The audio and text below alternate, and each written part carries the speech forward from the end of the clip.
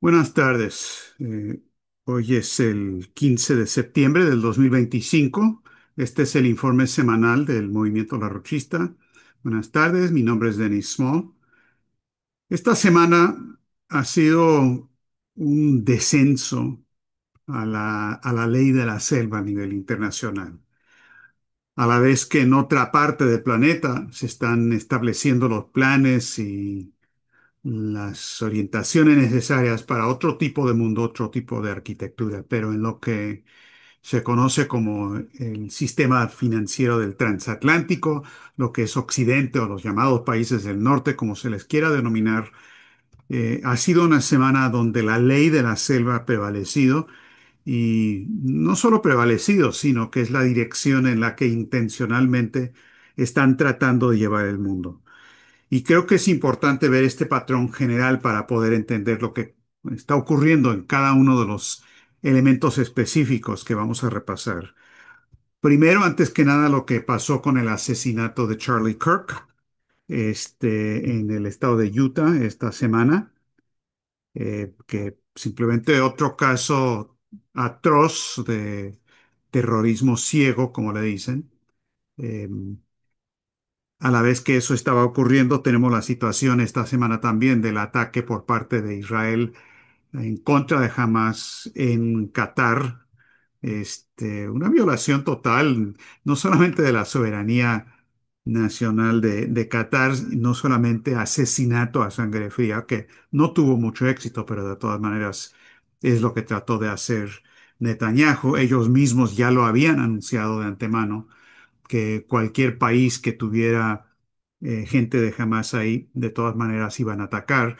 Claro, este es el centro de la negociación, supuestamente. Este es un intento claro de hundir cualquier posibilidad de negociación. Es como la gente que son los negociadores tienen una diana pintada y son los que están siendo atacados en todos lados en estos últimos años. Además, el hecho de que Estados Unidos tiene su base militar más importante del Oriente Medio en Qatar, donde Estados Unidos tiene control del espacio aéreo y sin embargo no lo pararon, no quisieron pararlo, no pudieron pararlo. Yo creo que sabían y no decidieron hacerlo. Pero es otro elemento. Luego está el caso de lo de Polonia, con lo que es aparentemente una invención tipo bandera falsa de un ataque por drones disque de Rusia, que pueden haber sido de fabricación rusa, pueden haber sido lanzados por Ucrania, pueden haber sido drones lanzados por Rusia que fueron desviados electrónicamente, no se sabe, pero de todas maneras Rusia dijo claramente que ellos no atacaron a Polonia intencionalmente de ninguna manera, pero con eso se ha armado todo un escándalo casi para ya lanzar la guerra de la OTAN en contra de Rusia, evidentemente totalmente preparado, a pesar de que Donald Trump mismo dijo, no, lo más probable es que esto fue simplemente un error por una equivocación, pero en fin. Luego tenemos la situación de Francia, donde otro gobierno en Europa Occidental se ha desmoronado. Son países ingobernables. Hay un problema, un sustrato de ingobernabilidad que estamos viendo. En general, no es nada más la condición específica de Francia la que estamos viendo aquí. Y luego es muy importante recalcar la importancia de lo que está pasando en los países iberoamericanos, que es la parte del planeta donde Washington quizás piensa que tiene más control directo, o por lo menos puede parar el avance de la nueva arquitectura internacional que está ocurriendo en Asia, en Eurasia, hasta en África, pero en Iberoamérica están haciéndolo todo lo posible por pararlo. Eh, Tenemos lo de Venezuela, que además de ser una burda provocación en contra, digo burda no porque es menos peligroso, pero es burda por lo transparente de la intención de provocar un incidente estilo Golfo de Tonkin. Pero es una violación total, como lo están diciendo muchos aquí en Estados Unidos, de cualquier idea de ley internacional. O sea, aquí no hay declaración de guerra. Lo llaman una guerra en contra del narcotráfico, pero es un hecho claro de que ese barco supuestamente con drogas no tenía la posibilidad ni llegar a las costas de Estados Unidos. No era una lancha rápida, no tenía el combustible necesario. Simplemente fue un acto criminal de acusar a personas de narcotraficantes. De repente lo eran, quién sabe, pero se les asesina sin juicio, sin nada. Entonces, una clara declaración de que lo que prima es la ley de la selva. Y luego la situación de Brasil, que quizás puede tener las más grandes consecuencias en términos de efecto continental, porque el gobierno de Estados Unidos ha anunciado que están dispuestos a utilizar todos los mecanismos financieros y militares para imponer su voluntad en Brasil, es decir, poner a Bolsonaro en la presidencia y sacar a Lula. Y la declaración pertinente en este caso del 9 de septiembre de hace casi una semana de Carolyn Levitt, que es la portavoz de la Casa Blanca, cuando le preguntaron sobre el tema de Brasil y los aranceles que Estados Unidos le está imponiendo y demás, y el tema de Bolsonaro, ella dijo lo siguiente, cita textual. El presidente Donald Trump no teme utilizar el poderío económico, el poderío militar de Estados Unidos de América para proteger la libertad de expresión en todo el mundo. Cierra comillas. O sea, no teme usar el poderío militar de Estados Unidos en referencia a la situación de Brasil. Entonces, eh, es una declaración muy clara y los brasileños lo han tomado por lo que es una amenaza directa a la soberanía y el derecho de Brasil de tomar sus propias decisiones y el un gobierno dirigido por leyes. Todo esto es simplemente una serie de acontecimientos que indican este proceso global de que el planeta se está hundiendo, o parte del planeta, hundiendo en la ley de la selva como nunca antes. Y ante las circunstancias que hemos estado hablando del surgimiento de una alternativa ya bastante específica organizada por los BRICS, por la Organización de Cooperación de Shanghái y demás, donde en particular estos últimos están presentando no nada más una alternativa en lo económico, en cuanto a seguridad y demás, todo lo cual requiere mucha más definición y se tiene que especificar, pero están presentando una idea diferente del concepto del hombre a lo que prevalece en el sistema caduco que se está hundiendo. Y esta cuestión del concepto del hombre está en el centro de lo que quiero hablar hoy y dialogar con ustedes sobre eso. Creo que la manera más eficaz de hacer eso y lo más significativo en términos de los acontecimientos de la semana es esto del asesinato de Charlie Kirk en Estados Unidos. Esto ha sido no solamente tema de los encabezados, sino de los videos más horribles sobre lo que ocurrió, preguntas sobre quién lo hizo, cómo fue posible, etcétera, etcétera. Ahora, aquí de lo que se trata es lo que se conoce como la estrategia de tensión, es decir, una estrategia deliberada para inducir condiciones de terrorismo y tensión y de caos y de ingobernabilidad con ciertos propósitos muy específicos. Ahora, para redondear bien el tema, voy a tocar cuatro puntos con cuatro citas específicas que nos van a ayudar a ir aproximándonos a lo que realmente está en juego aquí. La primera cita es una declaración que hizo la congresista demócrata de Estados Unidos, Alexandria Ocasio-Cortez, conocida acá como AOC, porque nadie puede pronunciar Alexandria Ocasio-Cortez.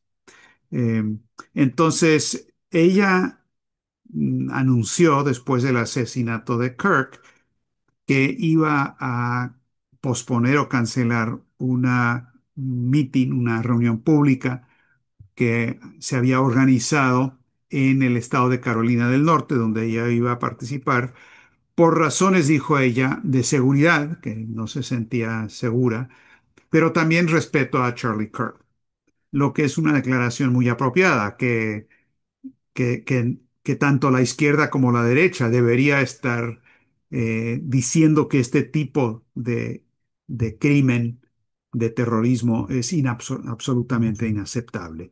Y en ese sentido, lo que dijo AOC es muy positivo. Luego pasó a tratar de explicar un poco lo que estaba pasando. Y aquí entra la parte interesante. Ella dice, el problema es que todo ha cambiado en el mundo de la seguridad. Dijo, los protocolos de seguridad y la forma en que los concebimos y los entendemos pertenecen a una época pasada. Ok, hasta ahí muy bien. Y luego dijo, no están diseñados para tiempos estocásticos. Ahora, esto de los tiempos estocásticos es muy interesante, muy importante, porque, primero, ¿qué quiere decir esto de estocástico? O un sistema estocástico, o situaciones estocásticas. Quiere decir que los acontecimientos específicos ocurren de manera aleatoria y que no se puede saber si algo va a ocurrir o no va a ocurrir en lo específico. Lo único que existe son probabilidades. Es decir, no hay causa-efecto discernible para los acontecimientos específicos, sino que todo es aleatorio. Eh, ahora, si uno ve una definición de diccionario de la teoría eh, eh, estocástica, eh, dice lo siguiente, dice, los modelos estocásticos están diseñados para tener en cuenta la aleatoriedad y se utilizan cuando los resultados son inherentemente inciertos. Es decir, no se puede saber que va a haber el resultado predecible de un acontecimiento previo. Em, entonces, y luego sigue diciendo que los procesos cuya evolución en el tiempo es aleatoria, tal como las secuencias de las tiradas de un dado. Ahora, esto lo quería mencionar por el asunto de los dados, em, que uno no sabe qué es lo que va a resultar, sabe si uno tira los dados, pues hay cierta probabilidad de que ocurran ciertas combinaciones, pero en lo específico no se puede saber. Ahora, lo que dice AOC sobre los tiempos estocásticos respecto al terrorismo es falso. Es falso porque solamente aparenta ser una situación aleatoria, es decir, que no se puede predecir, no se sabe y demás. En la teoría del terrorismo existe ya una escuela de estudios de lo que llaman terrorismo estocástico. Eso quiere decir, ha llegado a conocerse como la teoría de que personas, políticos, portavoces, dan discursos muy provocadores donde en efecto están alentando a la gente a que tome acciones violentas en contra de los otros y que por lo tanto la libre expresión de ideas es algo que está provocando, según esta teoría, el terrorismo. Pero no hay una conexión directa entre el discurso radical provocador y el efecto del terrorismo. Y por lo tanto, en la teoría de terrorismo estocástico no hay responsabilidad directa y según la ley no se le puede responsabilizar a la persona. Es diferente a la incitación al terrorismo. Eso sí es algo diferente. Ahora, si lo piensan bien, aquí la idea es que hay cierta gente que por lo que dice están creando condiciones que van a provocar el terrorismo y por lo tanto hay que silenciarlos. Esto es un argumento que usa la derecha para tratar de silenciar a la izquierda y lo utiliza la izquierda para tratar de silenciar a la derecha. Muchas de las críticas de Donald Trump han sido en ese sentido. Ahora, y también se le acusa a Putin y a muchos otros de este tipo de acción. Entonces, ok, ese es el primer punto, este planteamiento de AOC de una situación estocástica. Segundo, es una explicación de lo que es la estrategia de la atención por parte de un italiano que estudió esto, porque en general la estrategia de la atención se refiere a lo que ocurrió en los años 70 en Italia con el terrorismo que provocó un estado de excepción o que lo utilizaron para provocar un estado de excepción. Y esta segunda cita que les quiero leer dice lo siguiente: la estrategia de la atención, que viene del italiano, strategia dell'attenzione, es una política que fomenta la lucha violenta para crear un clima de miedo e inseguridad, llevando al público a buscar la seguridad en un estado de seguridad nacional fuerte. Implica el despliegue de actores estatales o no estatales para promover la violencia y el caos con el fin de manipular la percepción pública y los resultados políticos. Cierra comillas. Ahora, esa es una buena descripción del qué, de lo que es el qué de la estrategia de tensión. La provocación intencional de incidentes de terrorismo, de caos o de ingobernabilidad para que la gente acepte o hasta pida un estado de excepción.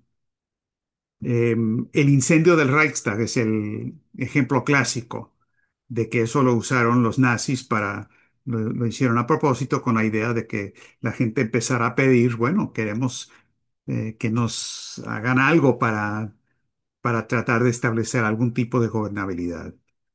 Otro ejemplo de esto es lo que ocurrió el 11 de septiembre en Estados Unidos, con incidentes creados con la intención de crear la ley patriota, que luego lo adoptaron.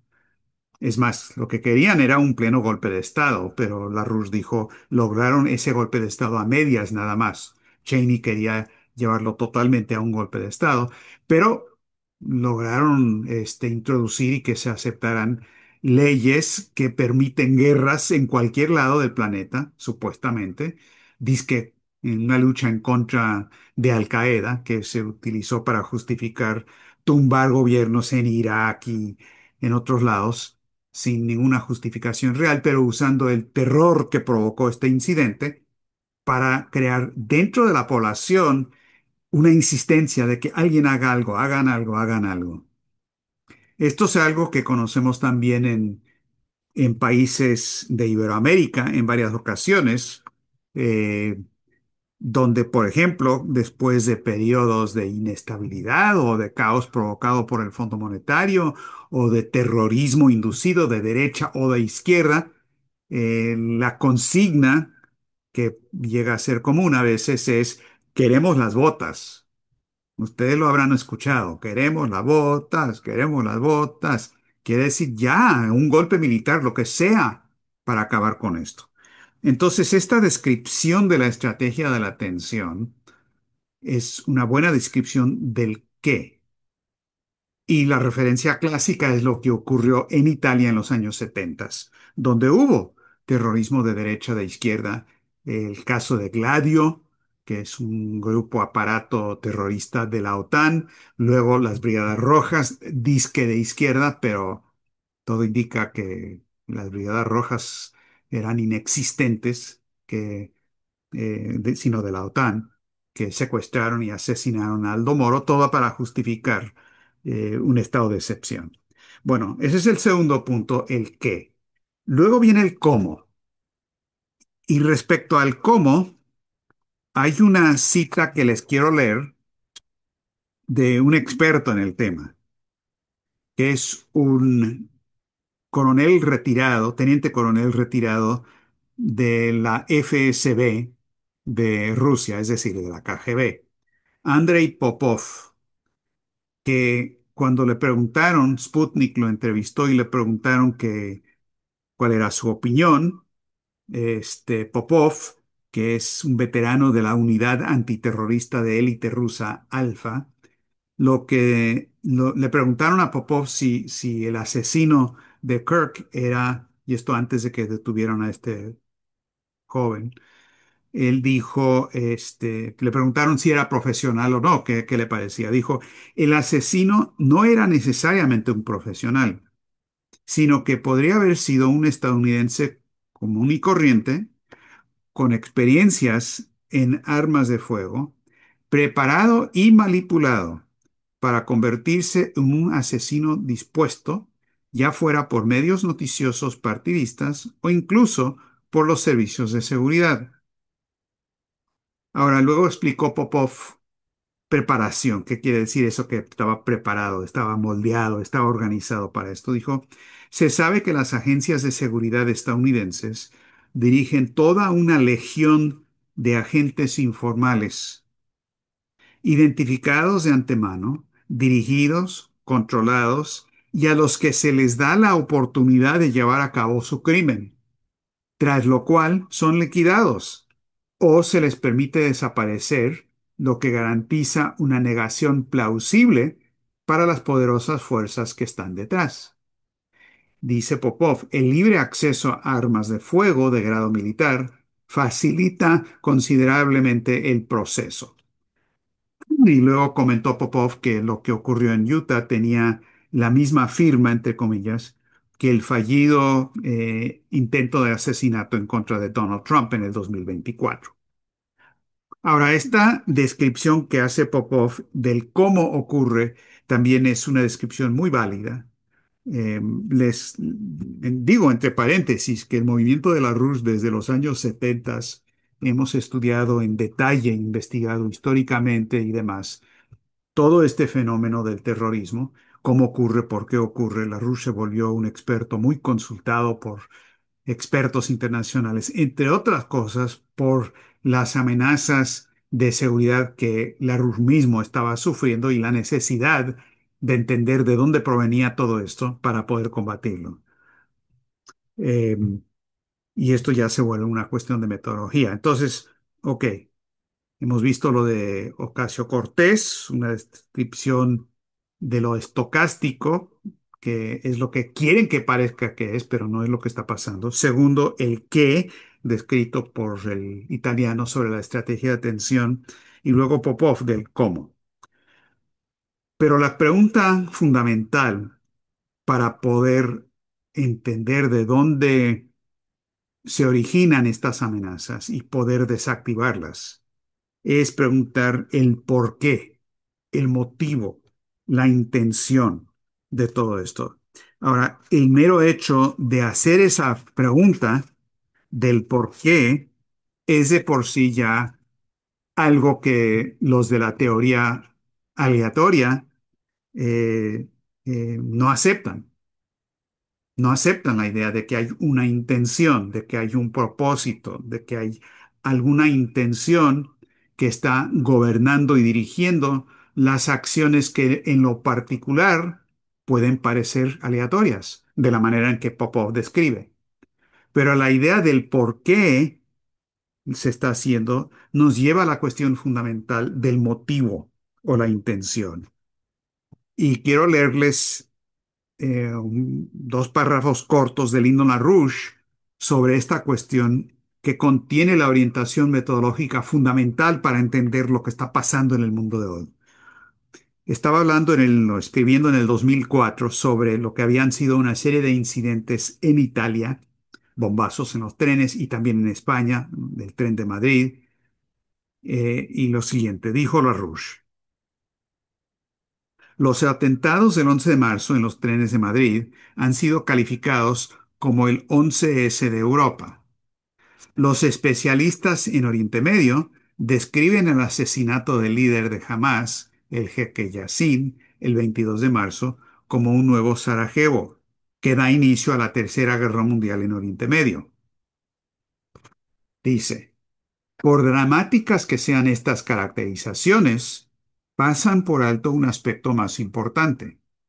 Ambos actos formaban parte de una estrategia de tensión global con el objetivo de crear condiciones de caos e ingobernabilidad en todo el mundo. Hasta ahí nos lleva la descripción del qué y el cómo, pero luego pasa a hablar del por qué. Dice, desde una perspectiva global, estos incidentes representan una campaña sistemática de los círculos bancarios sinarquistas para hacer estallar al mundo en vez de permitir que los estados nacionales soberanos actúen para reorganizar el sistema de tipos de cambios flotantes posterior a Bretton Woods, condenado a la ruina. Entonces, lo que está insistiendo LaRouche es que hay una intención deliberada política de cierto círculo que él describe no simplemente como las fuerzas financieras internacionales, sino como banqueros sinarquistas. Ahora, esto nos da una clave muy importante para entender todo el proceso, porque el sinarquismo, y es un tema que hemos estudiado muy a fondo, en el caso del sinarquismo, en Estados Unidos se estudió el fenómeno del sinarquismo y en los servicios de inteligencia durante el periodo de los años 1930 y demás, bajo el encabezado o el rótulo de grupos nazi comunistas. Es decir, grupos organizados por las agencias de inteligencia que en algunas ocasiones se hacían pasar por nazis, en otras ocasiones se hacían pasar por comunistas, pero que estaban controlados desde arriba por banqueros sinarquistas que estaban moviendo, como suele ocurrir con el método veneciano, el método de la oligarquía, de tener agentes de control en ambos bandos. ¿Con qué intención? Con la intención de polarizar a la sociedad entre izquierda y derecha para que nadie pueda distinguir la mano del titeretero que está controlando todo el proceso. Y esa es la clave, este aspecto es absolutamente clave para poder evaluar lo que realmente significa el asesinato de Charlie Kirk. Estamos ante muchas pistas falsas.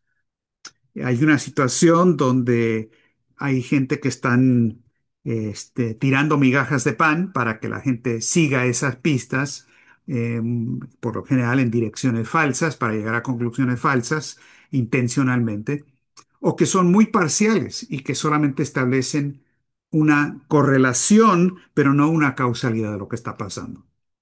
Por ejemplo, que la CCD de Ucrania amenazó a Charlie Kirk. Cierto, absolutamente, y eso puede ser un elemento clave.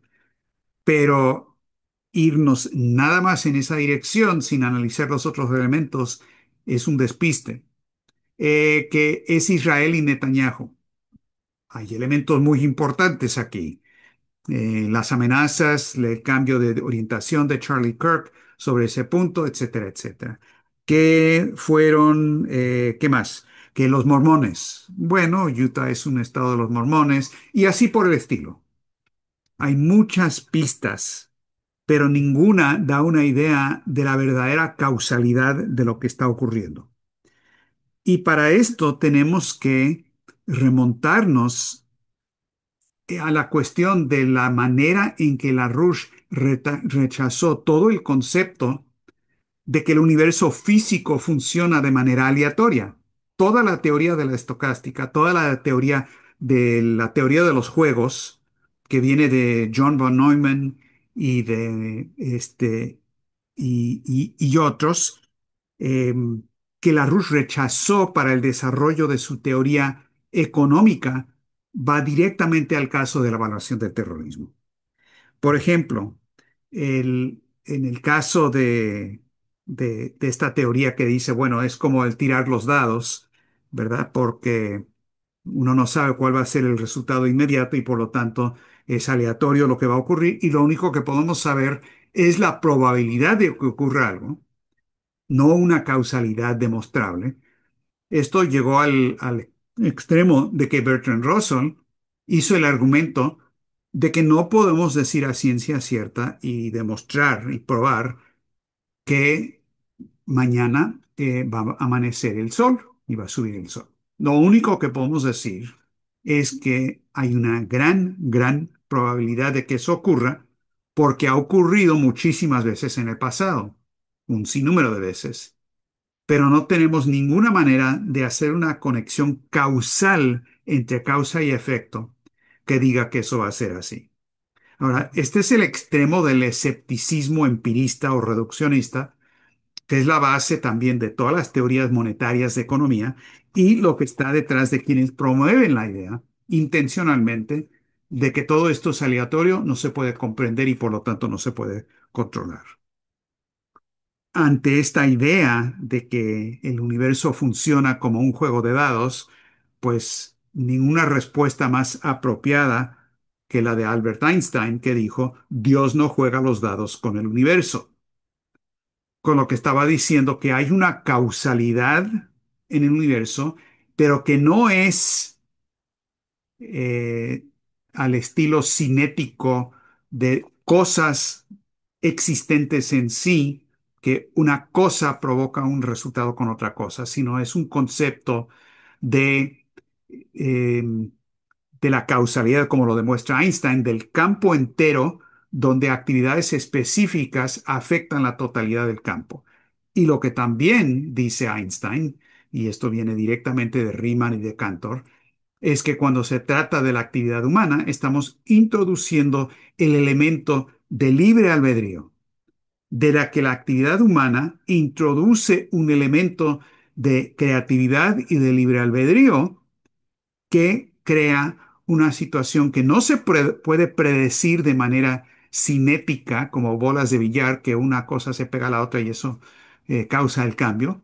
Y tampoco es una situación, en base a la misma premisa empirista, de que todo es aleatorio y no se puede saber nada, sino que la creatividad misma del hombre es un factor singular del universo físico, el económico también, pero el universo físico, que crea otro tipo de causalidad, la causalidad de la toma de decisiones que cambia el universo físico que nos rodea.